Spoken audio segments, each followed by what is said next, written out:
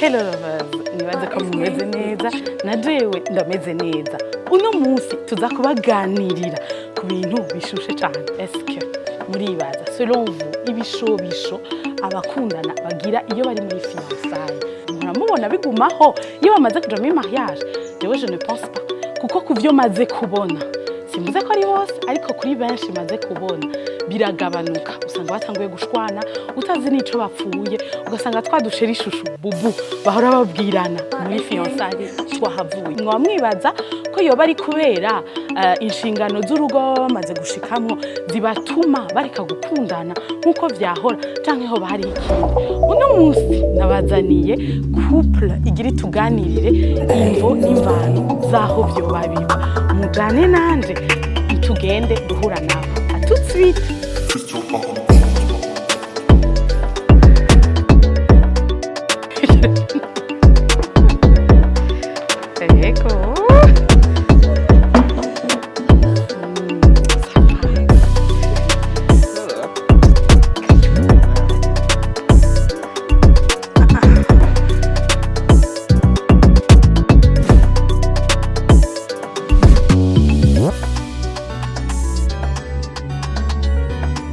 Bakunzi bo kukayi twagarutse babashitsi nababwira babatumire nababwira turi kumwe hano. Rero ngira ndabareke ndabasabe bidondore, murabona ubwiza bwabo ko burengeje kame.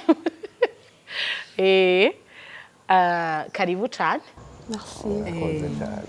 Murashaka kwidondora, umugabo niwe atangora?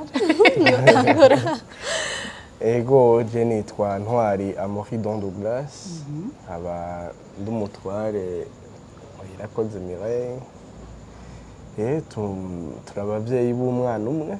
twatumaze 2 ans de mariage, irenga gatoya. Ego nanje nitwa Mireille irakoze. Visi yabivuze ko dufise umwana w'umuhungu. Ego hama 2 ans de mariage. Ego ibindi turabivuga. Ego murakoze cyane kubona mwitavye ubutumire bwanje. Nkuko nabivuze muri introduction bakunzi bo kukayi, navuze nti ibishobisho abantu bakundana bagiriranira iyo batanguye kugendana bari mu rugendo rwo kubaka ugwabo, niko twovyita. Kubera iki akenshi tubona ko bitagumaho iyo bamaze gushika mu rugo? Yoba ari inshingano ziba zabaye nyinshi zotuma abakundana rwa rukundo rugabanuka, bakabanza bakiyokupa no bakiyokupa ivy'urugo, bakibagira yuko hariho bwa bugenzi bari bafitaniye y'amasheri ishushu za bubu za baby. Uno munsi turi hano abari ivyo tuganira. Mwabivuze yuko mumaze imyaka 2 mwubakanye. Est-ce que je ne sais kibazo ngira ndakibaze mimi. Est-ce que ukuntu Amuri yagufata mukiri muri fiançaille niko bikimeze n'ubu? Ego cyane. Ego ahubwo yararengeje. Yarengeje. Okay, yaradugije. Ego yaradugije. Ego kujya nyene. Ntigeze ahindura ikintu na kimwe. Ntigeze ahindura. Amuri ni giki catumye yuko utabona yuko inshingano ufise ubu nk'umugabo utari ufise ukiri umusore zitogutuma uhindura urukundo wari umufitiye canke inyifato wari umufitiye kuri we? Bon, personnellement, nirabiye ko umugani wako ikibazo ari cyo kibajije. Impamvu bitahindutse uko namufata ahubwo ubu noba narongereje nuko tugihuye ntitwigeze tubeshana. Twabwiranye ukuri, urukundo rwacu rubabaze ku kuri kwacu. Ce qui fait que muri mariage ari ukuri nta kibahindukana. Abenshi impamvu bikunda guhinduka nuko usanga réalité muri fiançaille siyo réalité yo mu rugo. Okay. Ibyo gato usanga rero réalité imaze guhinduka amadona bahindutse. Donc ugo muvuge ati benshi barabeshanya iyo bakiri muri fiançaille? Barabeshana oui, mugabo hari igihe babeshana batazi ko ariko barabeshana. Okay, gute? intentionnellement ntibiyashaka kumubesha mugabo yasanze yamubeshe kubera premièrement urugo rugizwe n'umugabo uhari ko ni warondera umugore si umugore aza kurondera umutipe ati ntwara uwo muhungu nyimba atiyizi ni ukuvuga ariko arabesha premièrement yibeshe wenyine asanga ariko arabesha n'uwo mukobwa exemple isanzwe nk'abana benshi bo muri ville nanjye ndimo birakunda kutugora kugira différence ya situation financière yo mu rugo ku bavyeyi n'iyiwacu individuellement ukibaza ngo standing y'abavyeyi nawe niyo uriko donc ubona umengo kujya wakuze ibyo wakuranye nivyo uzojana mu rugo ugasanga realite yawe y'ukuri swati ntayibona cyangwa ntayushaka kubona uriko urayinyegeza cyangwa ntayibona purement simplement ntiwigeze uva muhira ubuzima bubanze bukwereke wewe valeur yiwawe uko ingana ata intervention y'abavyeyi bavuga ngo ubuzima bubanze bugukubite kwanza hari abo bukubita araho budakubita mugabo ubanze wipime hanze ati est-ce jewe valeur yiwanje intrinsèque yiwanje ntahamagaye papa na mama bimeze gute wacu usanga nyimba le soir bihora bishoboka kugura akazi rikene ko iyo modoka climatize ihora iboneka kutaha usanga umukozi yagorowe yagize nte okay ubwo n'ubuzima bwo muhira uri wenyene rero uhora ushobora kwihiki kugira ubanze wewe wipime ubona aho ugera nukume ngo bizanye question ya wowe utiyizi comme uri kurarondera umupfasoni biraza kukugora birakugora est-ce que umupfasoni naho iyo ugize imana ukaba utiyizi mugabo ukaba ufite umupfasoni yiyizi est-ce que araza kukufasha muri iyo direction canke bigaruka handi nyene umugore mu kirundi cyitwa mwita umufasha siko umuntu afasha umuntu azi yari karaje okay azi direction ariko arafata ntuzofasha umuntu atiyizi uca umufasha sur quelle base muca mujahe en fait ntagira direction ariko arajamwo kubera atazi yari karaja ntazi cyane rero umufasha ariko ararondera voilà acaba base ama attente acagira acaba base ya circonstance arimwe muri uwo mwanya mugabo ntabe base kuyi ariko araja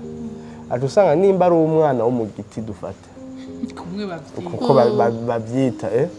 ano umwana afise imodoka afise inzu afise iki comme ata besoin afise matériel abasigaye ashaka ukukombla sentimentalement wa mukobwa rero muduzi ibishobisho ntubaca bajana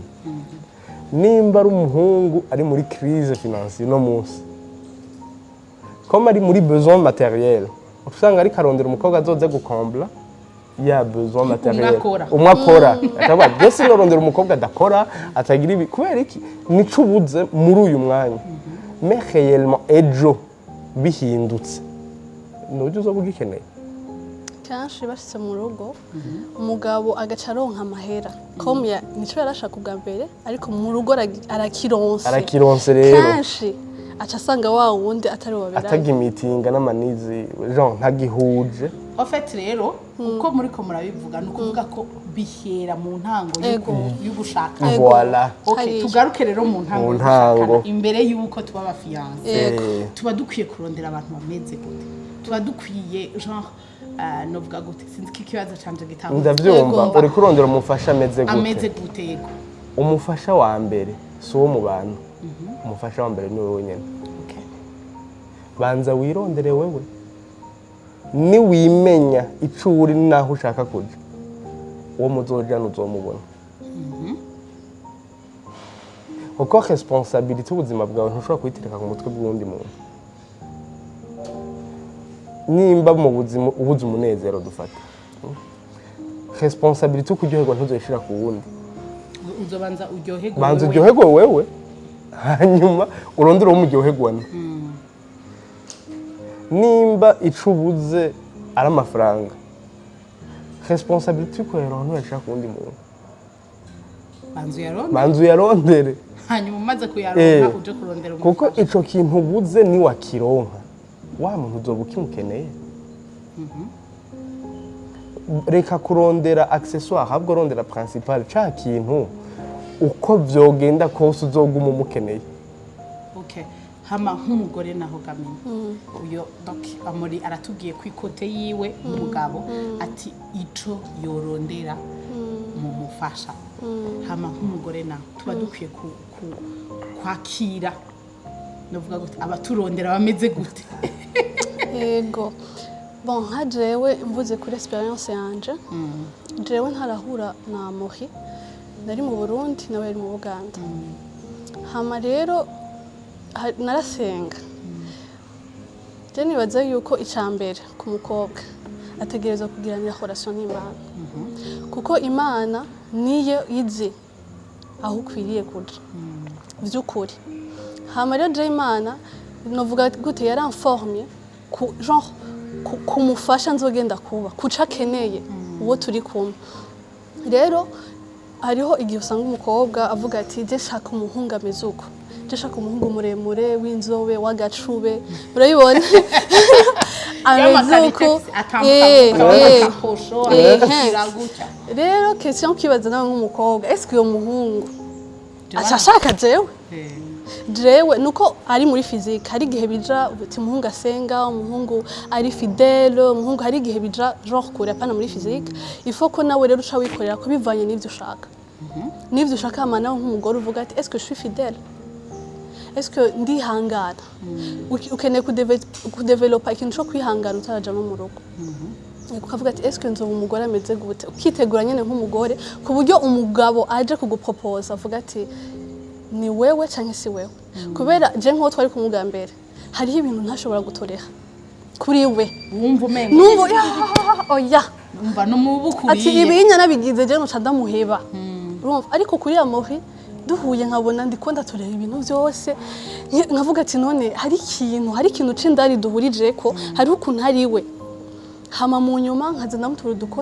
udukosa tudanyene two kumubiri amina ariko indani nkavuga ati uyu muntu niwe nkeneye arafise ariko araje kandi afise ariko arantwara.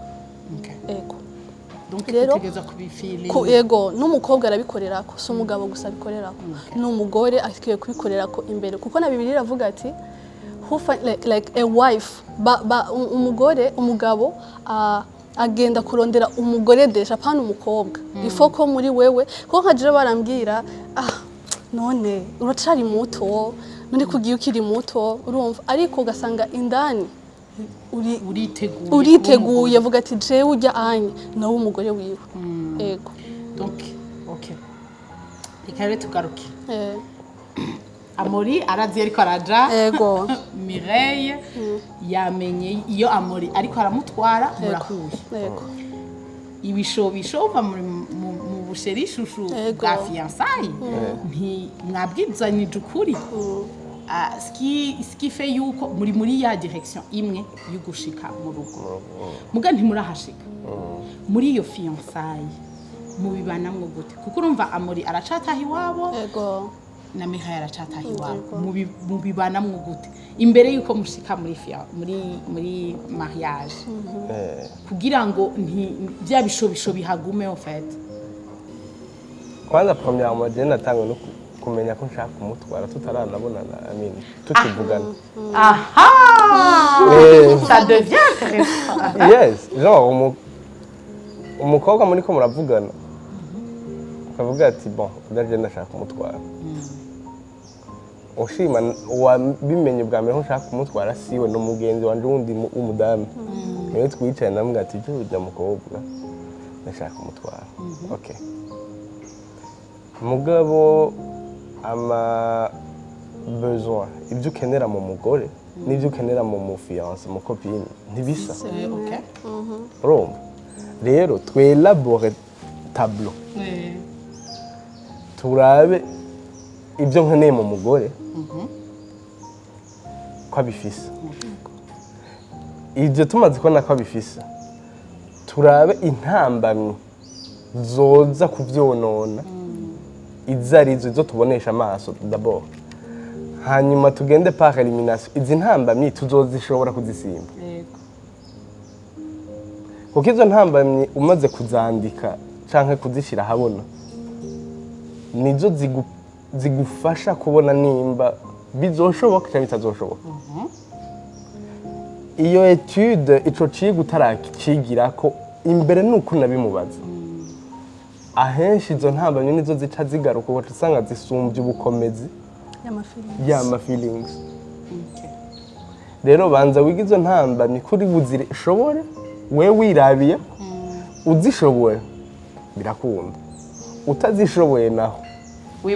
wibandane n'umwana ntumuteshe umwanya je ndibuka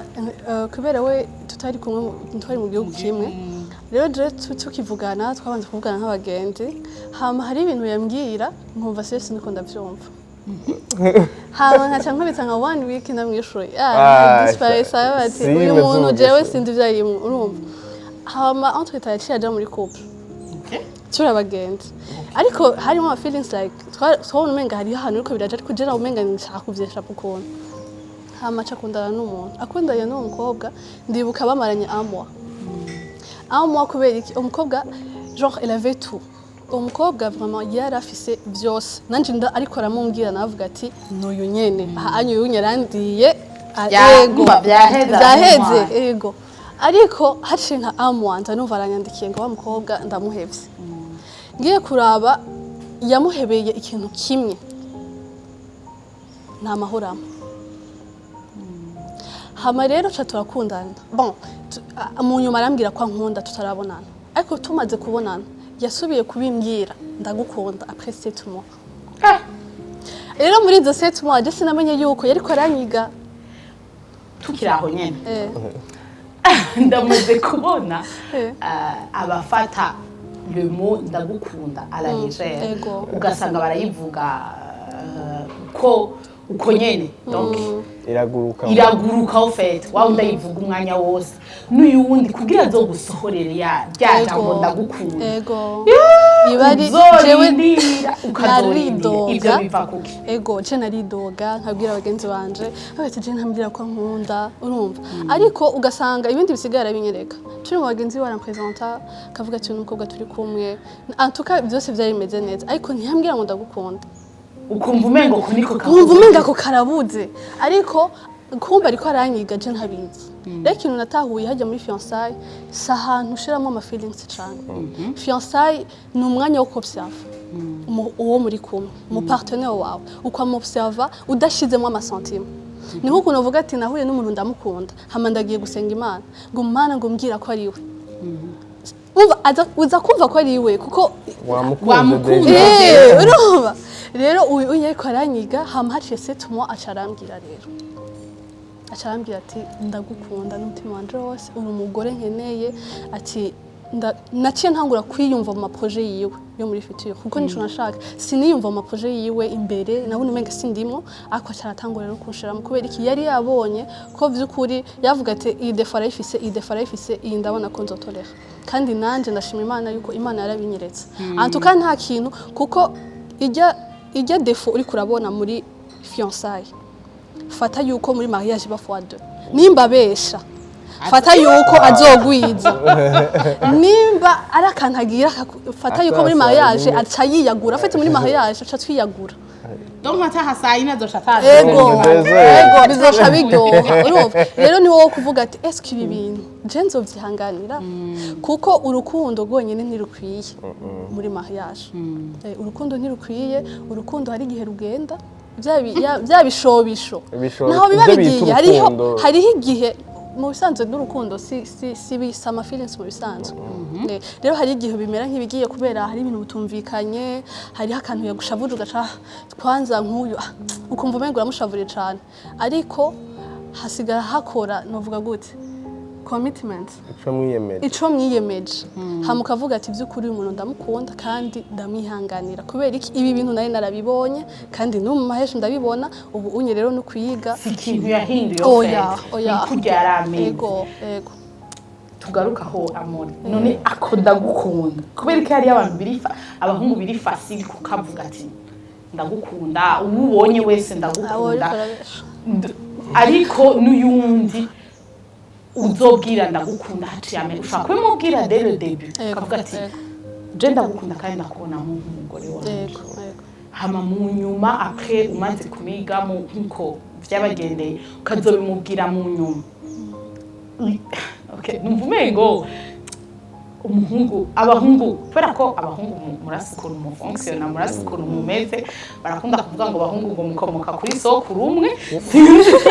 ibyo bavuga n'ibyo muga ndashaka kumenya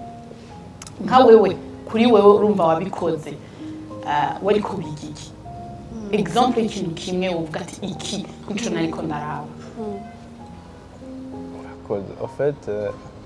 uvuze ngo abahungu dukomoka kuri sokuru umwe benshi benshi twiyumvira kumwe benshi rero benshi kuva na kera narinda abahungu turi abantu bahiga kandi turakunda kwiruka inyuma y'ikintu hama tugifate nimba ari ugikoresha icyo ushaka hama uraryoherwa no kwiruka inyuma y'ikintu ukagifata ukumva urakoze nicyo gituma umuhungu ntakunda amahera gusa aho turakunda kwiruka inyuma y'akazi inyuma y'idiri ayo mafaranga uyaronke turakunda kwiruka inyuma y'ujya mukobwa ni instinct yacu niko turemwe turakunda kwiruka inyuma y'ibintu rero kajya akajambo kandagukunda kari hafi nikora tuzi ko abakobwa ariko ashaka kumva ukuntu umuhungu murahuye atangwa kugutera kandagukunda arazi ko ari icyo ushaka kumva akora ibyo yikorera yibandanyiriza agukunde muri uwo mwanya hama yibandaniriza mugabo rero abahungu twese muri twebwe turazi kumenya icyo gukinisha n'icyo dukeneye cy'ukuri icyo dukeneye cy'ukuri rero canke uwo dukunda by'ukuri ndagukundira goye gusohoka kuko ndagukunda si juste akantu ko kugufata niya ndagukunda ivuye mu mutima ifatanye n'ijambo ryiwe rero kugira izisohoke aba yafashe umwanya wo kwiga ibyo abona yo kwihanganira n'ibyo byose kabira uzurabe hari nk'ibyo bakunda kwita ngo abahungu b'abadragueur cyane biramworohera kuganiriza abakobwa niki naje nari umwe muri bo kuganiriza abakobwa benshi ntazi n'amazina yabo mugabo hageze kuri wa mukobwa akunda bya vrai tubona aratanguye gusobeka akiyegeranya amujamba akamubana make umva akabura n'ingena bivuga akaburi umva bakamubwira ati none ko hariya wahora uguru bantu ukabona n'ijambo riranse kandi ujya ukunda by'ukuri atagufashije kubisohora kuko naje iyo atamfasha sindakubesha byari kugorana oya mbwari ntaho ndi kuvuga muwamuko mwigiki none rero kugira ndakwishe nariko nigiki nakubwira ati umuhungu abanza kwimenya rero nari maze imyaka ntabamuhira nararonse umwanya wo gusohoka ndaja mu bindi bihugu ubuzima buranyereka neza ico ndi amuvuga ati hasi telefone papa si telefone mama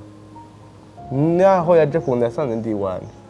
kandi nsanganye responsibility maze kuyipima nkavuga ati ibi ndabishoboye ibi ntabyo nshoboye nkuko yababwiye ati nari mfise hari umukobwa twagiye mu couple yari afise ibyo abantu bita ngo byose sibo nari nkeneye kuko naravuga ati ibyo bose bari kwavuga ngo ni byose ndashoboye kubyiha none nzaniye iki je ntafise bizigira ko anyimye ya mahoro narimbuze biba bihetse sinimbiye kabiri n'umunsi wo kumuheba kandi areka nyandikira ko nkunda none ndazi ko yabaye shoke hamwe urungikira message I love you ukabona umutipe nawe akubwira ati burya bihagare ntaho turiko turaja kubera iki nari presse nariko ndondera umukopine nariko ndondera uwo tujana kwa front ubuzima uwo tujana kubaka ico nshaka kubaka nico gituma critère zari zoroshe navuga ati nkeneye umfasha iki sinkeneye uza guteka ndabizi, sinkeneye uje gukoropa ndabishoboye, ntanabishoboye ndashobora guhemba ubikora, sinkeneye uza conseiller financièrement, hariho abaconseiller financier mu mabanki mu mainstitut, ibyo abandi bose bariko bararondera sibyo nkeneye, je ndazi ico nkeneye kuri jewe ntakibonye nkuko hariho uwundi nawe afite ikindi akeneye. Abagabo twese ntidukeneye bimwe, nico gituma Imana yiyaranjije ikarema abakobwa benshi gusumba abahungu kugira umwe wese azomenye gucagura ico akeneye.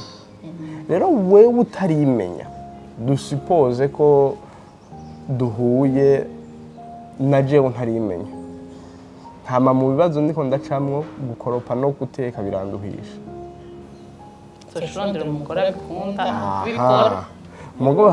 wa munsi rero nzoba naronse amafaranga yo kuronka umukozi abikora, doca nsanga wa wundi atari we nkikeneye, bice bipfa. Rero d'abord wewe nkawe wimenye, umaze kwimenya uwo mukobwa ubona ahuye n'ibyo ukeneye, kuko ibisigaye byose urashaka kubimwigisha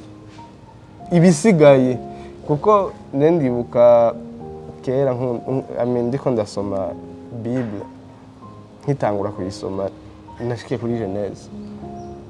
hamaca mbona Imana irikibwira Adamu, wewe uzokora uruhe hama umfungure quand même, hama nawe wa mugore we désir zawe zizobahatashe kuza umugabo. Hamaca ndabona effectivement mu bakobwa twaragendanye, twahura afite ibintu uko asanzwe abayeho, umugaye uko tumaranye iminsi yaca akunda ibyo nkunda.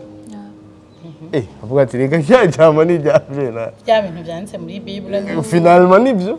Hamwe tusanga ugiye no kuraba hanze umukobwa wari umuzi afite ukuntu abayeho afataye n'uwo mugabo, ahubwo asigaye azi iby'uwo mugabo akunda. Rero hamuvuga ati bon à la base banze urondere wica ukeneye, kuko muri kumwe agukunda byakwe azokwiga izo accessoires zindi. Abagore muri abantu muciye ubwenge ibintu birengeje urugero. Ikintu iyo mwagikunze muraciga kandi murakimenya mu mwanya muto cyane. Nibaza yuko turafise inshingano, abagore baragira inshingano donc yo kwitika ico bifuza, abahungu tudafise. Abahungu ikintu ni kimwe,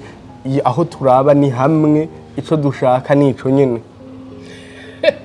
ni mukata ntidukata. Okay, bakunzi bo kukaye nizere yuko muri ko muradukurikirana neza, kubera ko ngira mbaze rero ca kibazo cakimba cakindi kiri nibaza kiri au creux y'ikiganiro cacu cuno munsi, siko ivyo byose twabihejeje, mwitoye mwagize ya mariage bebe imwe twese ngaha mu Burundi asha twikugura, murashitse mu rugo. Turakunze kubona yuko umva kuri bamwe barabeshanya, byose bica biparangana, byose bica wa wundi yari yibaza ati kijya azogihindura ninashika mu rugo, ntigishobora guhinduka, kuko urumva igiti kimaze kugorama ntikiza kuvyuka ngo kimere gutya anye. Naho rero bya bishobisho ndiko ndavuga, bya bishobisho twavuga kuva kare byo muri fiançaille, bya bishobisho byo kuva muri gwa rukundo, kuva mu gishakana, bica bitangura kugabanuka. Ariko kuri babandi bazi neza iyo bariko baraja ntibigabanuka ngo ni kubera batagikundana, bigabanuka kubera ko donc bariko novuga ati bariko barameliora ubuzima bwabo. Hariyo n'abandi bigabanuka kubera ko nyene nkuko babivuze ya accessoire yararondera, wa muntu w'umunezero yararondera, wa muntu w'amafaranga yararondera,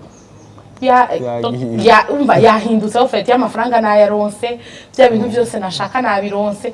none ubu unye akimariye amariki wa muntu. Okay, rero ndashaka tuvugaho mwe mwashitse mu rugo,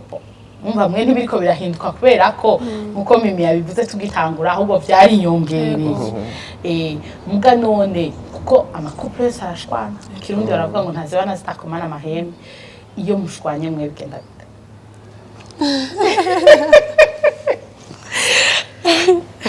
bigenda gute nashaka gukosora akantu gato cyane kuri ico kintu wari uvuze amakouple yose arafise ibyo adahurizako muga amakouple yose ntashwana exemple isanzwe jana ntana ari kudushwana Fana ngo amajo aduge turashobora kuvugana nk'ikintu ugasanga arambwiye nk'ikintu ugasanga jewe sindacemeye ugasanga sindi d'accord hama ugasanga turakivuganye ko kanshi wewe iyo abonye bitanguye kuduga gatoya ashavuga ati okay basi tubireke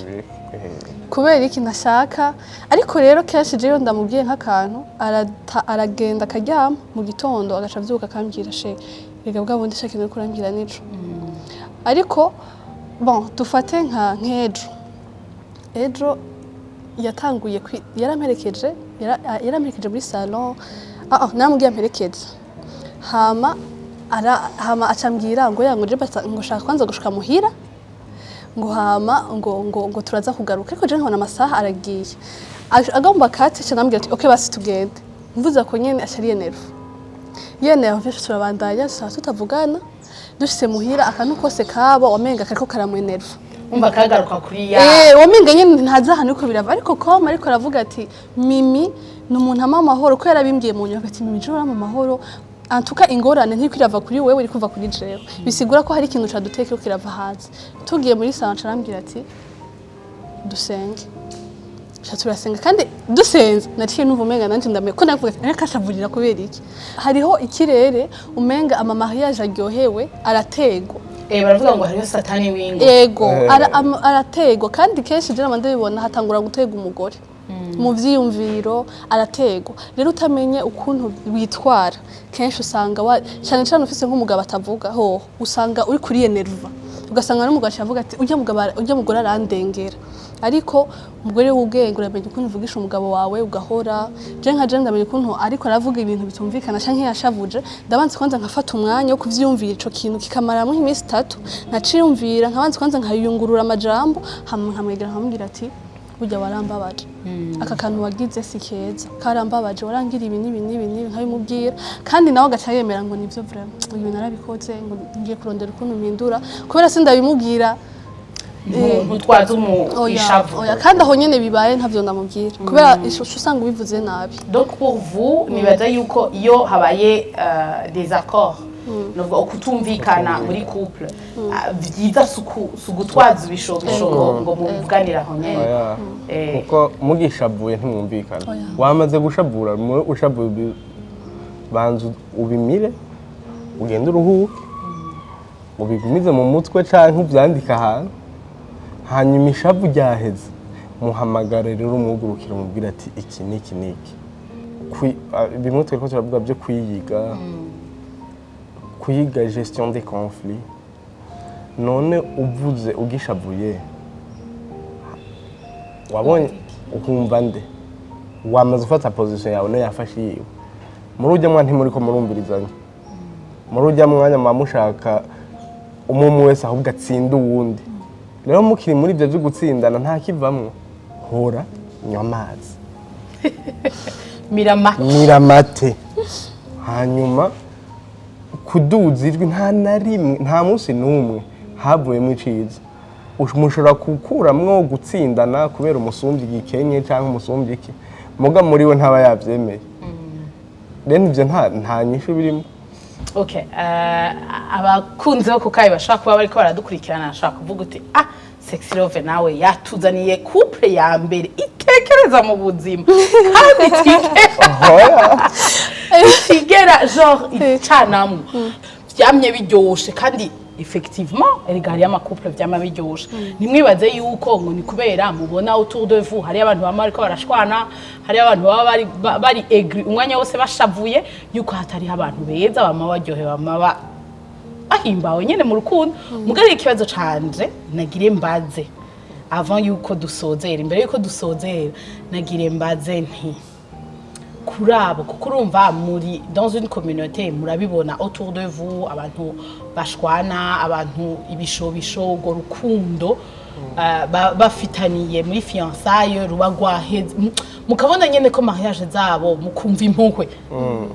en tout cas na jewe ntararujamwo ndumva impuhwe zo kubona amakuplu ubona umengo yama ariko arashwana misi yose alors que n'abantu bari bafise buzuye urukundo abo mwababwira iki? Bon, je personnellement ku bwanje ntaco nobabwira kabisa. Impamvu ataco nobabwira impamvu z'uko abantu bashwana ni nyinshi kandi utabihagazemo nk'abo nyene ni ukuri ntiwomenya ico bapfa. Mugabo hariho utuntu tumwe tumwe benshi bahurirako. Exemple bisanzwe abamama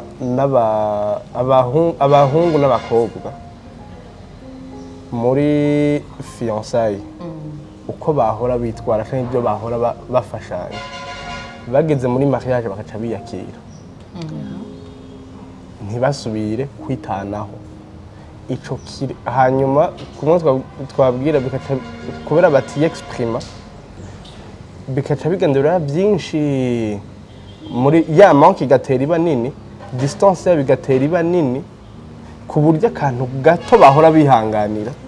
gaca gasota donc baca bapasuka rero ugiye kubabaza ngo mwapfuye iki nukuri nta na rimwe aba ari kijya bariko barakubwira ama raison ariko araguha aguhaye raison ya kakandi ka pasura ryashabu sino rimaze igihe exemple isanzwe twe nko ku bahungu turakunda cyane ibyo tubona cyo gituma mu kudraga udraga umukobwa washimye n'amaso mukiri muri fiançaille yamari propre yamari clean arafise ibyo ahora gukorera nk'umufiance wawe eba umuhungu ugiye kumutora ugasanga yambaye kaga ya makeup ararushitsemo usubira kumubona kwa kundi mugiye mu rubanza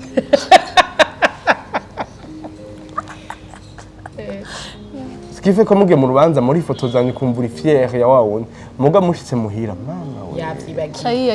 acu usanga hari ibintu nkunze kubona nko muri ville aba no mu muji nta bitenge bambara nta nivyo bakubona mugo umunsi nyimba ro gutwikora je ne sais pas quoi abatante bose ukamengo ariko bamukubitira kuzana ibitenge ngo abo mu mama umugabo ntavyakunda ntavyo yigeze akunda wa mukobwa rero ashitse mu nzu aca atangura gushaka kuryohera amaso y'abatante sibo bamurongoye yarongoye na wa muhungu amaso ya societe abantu baca batangura gushaka kuryohera amaso y'abandi akibagira amaso ya wundi yamushimye ama decision yose akaca babaze ku maso y'abandi akibagira amaso y'uwamushimye hewe je nsigaye nambara uku kubera la société ishakiwe ego donc umugabo wanje yahora akunda twa dukanzu turi mugusigaye wambarira amaso ya société wa mugabo wamwibagiye hewe sinokwama nebe bijya bintu sha byarangora sinokwama ninize sha ndarushe akazi umwana ntihazemo nko umwana ugaca utangura kuzana amareson yose yo kwisigura kugira en fait umugabo wasigaye yibaza none yarongowe nanje yarongowe na babatante rero usanga uwo mukobwa yahora agaciro ico wa muhunga akunda muri fiançaille mugageze mu rugo asigaye agaciro amaso y'abantu gusumba ya wa wundi yamurongo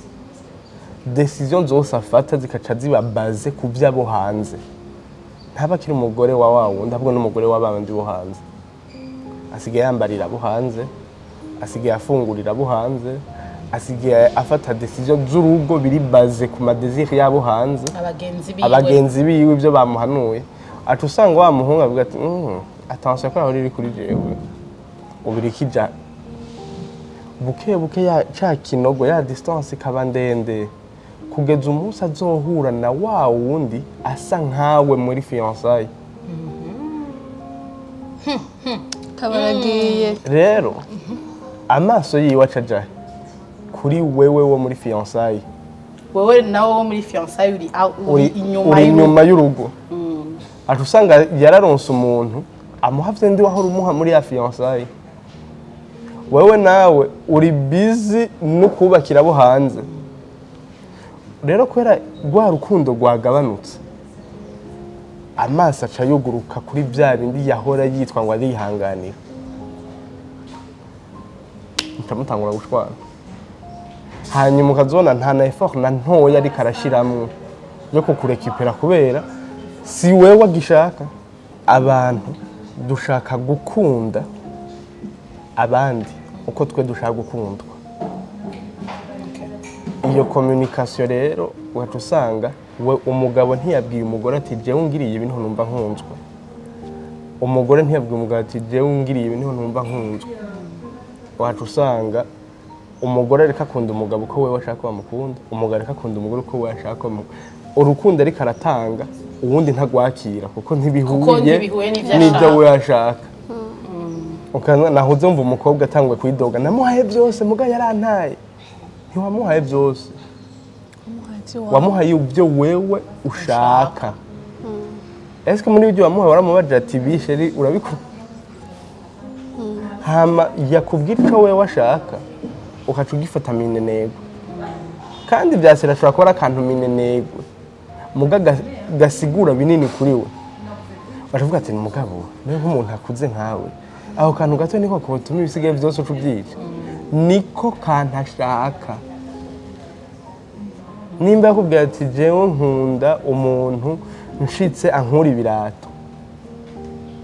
mukura ivyo birato hari ico bigutwaye nimba akubwira ati jewe nkunda umuntu turi kumwe ahoze hora nimba akubwira ati jewe nkunda umugore andabisha kravati kwimbereye kamukorerako kuko akamwima bijya bindi byose uza kumuha nta gaciro bifise imbere yiwe ariko ikintu nyamukuru ni kumenya ko urukundo ushaka guhabwa rumubwire hama nawe amenye ko ico umusabye ukimusabye kubera ari co ushaka akiguhe nimba umukobwa akunda amashurwe yamuhe mperaheza umwe wese yobwira uwundi ico akunda kugira agerageze guhabwa ico akunda by'ukuri communication ni ikintu kibuze cyane mu ngo rero communication ni ikintu cishe ingo nyinshi kubera yaba umugabo yaba umugore ntariko arakomunika ntariko aramubwira ama faiblesse ariko arabona ivyo ariko arahura navyo kuko mu rugo ikintu ahantu natanguye kubona cyane cyane bihera ni mu gihe umugore avyaye kuko umugore avyaye hari ibintu byinshi bihinduka akora hoho bibari amva abarushe ugasanga umugabo aramubwiye ati ndashaka ko tuvugana ko tuyaga ugasanga na mwanya bagiso kuyaga ko mwanya wose baba barusha rero burya by'ukuri couple irakeneye umwanya wayo nk'abantu babiri bagakomunika bakavugana ati je burya anyu muri iyi ndwi akantu naka karagenze nabi nikosore gute canke tubigenze gute mukabitorera inyishu muri babiri yego communication vama ni ikintu maze kuhomaka mu mariage nibakomunika baratinya umenga ariko baratinyana ariko biba byafiriye muri fiançailles biba byafiriye muri fiançailles muri mariage il faut kugerageza gusova mariage ego gusova mariage ukavuga ati mbega ndabi nawe ubwawe ukiyumvira ati mbega ko ya mariage yanje igende neza ndabigire gute bibaza umugabo wawe n'umugabo ati kugira mbega bimere neza ndabigenze gute hama azoguha amayide muzohana amayide muzosanga by'ukuri muri ko muragira nuko muraja musange ibintu biriko biragenda neza mutari mubizi kuko by'ukuri urugo rurategwa murakeneye imana vuge ije au centre ya vyose kuko nibagida hama nibagida n'ukuntu muvugana neza hama ibintu bikagenda neza yego tubashimire cyane gose bimwe bivuye ku mutima kubona mwatwitavye muri Pam Channel TV mukitaba n'ikiganiro cacu cyo kukayi twizere yuko nitwagarukana partie 2 kuko nuvume ngo bakunzi bo kukayi ntitunyuzwe hariho akantu nyene kakibuze hariho message yindi twashaka ko muduha uravyumva kandi turayishaka vraiment mu kiganiro gikurikira tushimire cyane monsieur Amori na madame Mireille ko namwatwitavye n'ubutaha tuzobaro nta kibazo bakunze ku Kayi peace and love bakunzi bo ku Kayi mwakoze cyane kudukurikirana uno munsi message y'uno munsi nizere ko mwayitahuye couple yacu twari twatumiye irababwiye ati wewe uri umuhungu urazi direction uri kurajamo kugira urondere umufasha uriko muja muri direction imwe wewe uri umwigeme itegure umenye yuko ugire ube umugore niho bizoshobora kugenda neza muri fiançaille bya bishobisho muba mufise muzobigumana muri mariage kubera ya communication mwagumye mugiriranira depuis le début hanyuma mumenye kubazanya ati bifuza ko ndagukunda gute nanje wifuza kunkunda gute tubashimire cyane kubona mwadukurikiranye mubandanye mukurikira ibiganiro bya Pam Channel TV tutaribagira gushimira ikibanza twakoreyemo uno munsi arico Baron by ikindi mu Kabondo murakoze cyane mugire like mu subscribing kuri Pam Channel TV peace and love